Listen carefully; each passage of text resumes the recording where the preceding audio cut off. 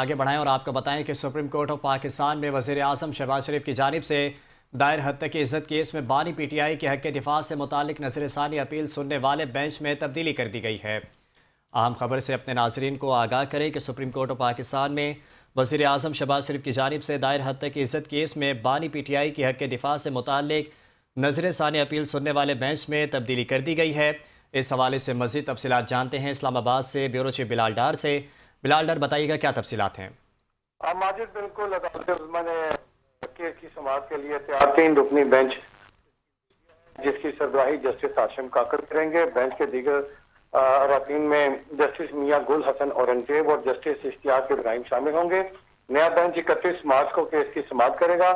वाज़ेह रहे कि इससे कबल जस्टिस आयशा मलिक की सरबराही में 3 रुकनी बेंच केस की समाअत कर रहा था। ताहम अब इन्हें बेंच में इस बेंच में तब्दीली कर दी गई है और उसके बाद जस्टिस मियां गुल हसन औरंगजेब को इसमें शामिल कर लिया गया है। यह मामला बानी पीटीआई की जानिब से ट्रायल कोर्ट में हक दिफा खत्म किए जाने के खिलाफ दायर दरखास्त से मुतल्लिक है। इससे कबल साबिक जज मंसूर अली शाह की सरबराही में 3 रुकनी बेंच ने बानी पीटीआई की दरखास्त मुस्तरद कर दी थी।